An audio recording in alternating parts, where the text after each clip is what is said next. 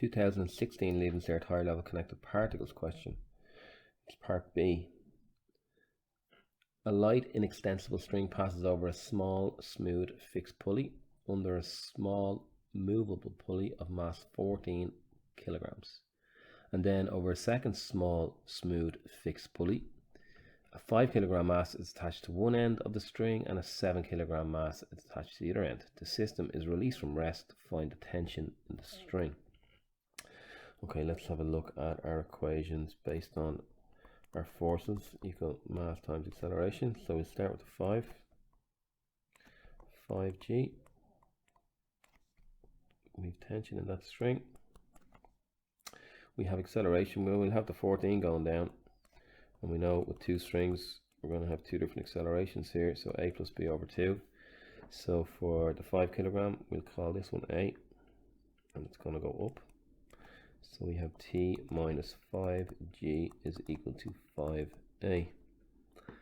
For my 7 kilogram mass, 7g going down. Tension in that string going up. B going up.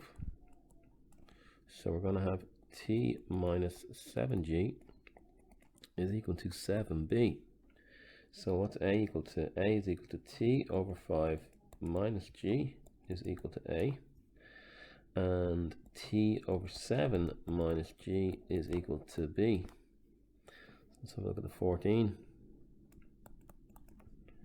14 has two strings attached. So I have two tensions. I have a plus b over 2 going down, and I have 14g going down. So 14g minus 2t is equal to a plus b over 2. Well, let's get a plus b. We're dealing in fifths and sevenths, so 35. So we have 70 over 35 minus g is equal to a, and we have 5t over 35 minus g is equal to b. When we bring these two things together, we're going to get 12t over 35 minus 2g is equal to a plus b. And if we divide both sides by 2 to get a plus b over 2, we will get 12t over 70 minus g is equal to a plus b over 2. So if we fill that in up here, we just have an equation in terms of g and t, and we'll be able to find t. So 14 minus 2t is equal to 12t over 70 minus g. No, I've left something out here, which is the mass of the 14. Just need to put it here, 14. So my 14. So you're going to get 14 minus 2t is equal to 14 times 12t over 70. I have a g missing here too. Minus 14g. So bringing this to the left to match with this, and we're going to get 28g is equal to, that will divide, 7 will divide into that one twice. Actually 14 divides into 75 times. So we're going to get 12t over 5 plus 2t. So that's 28g is equal to, what's this going to give me? 20 over 5, so 22t over 5.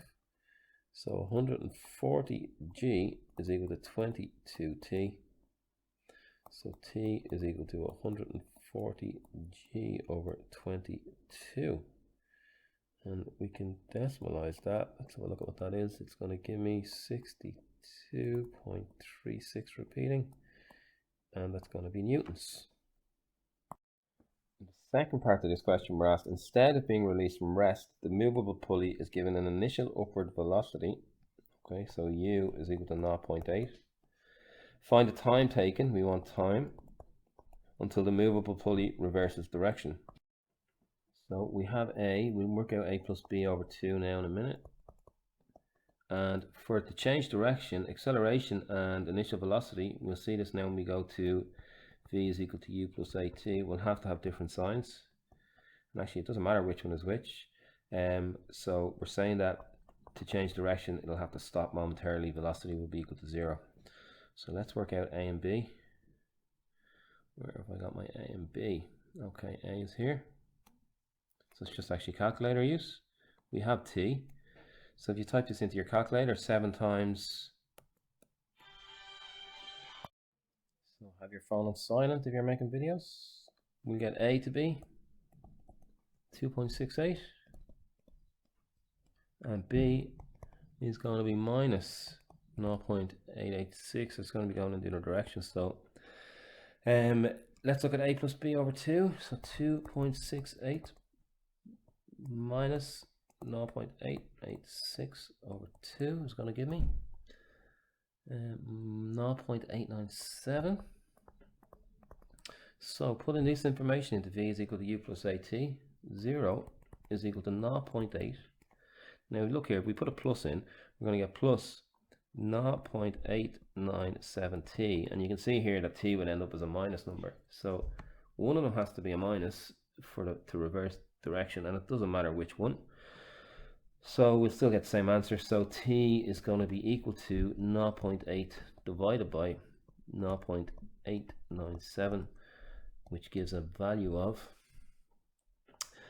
0.892 seconds. That's that question complete.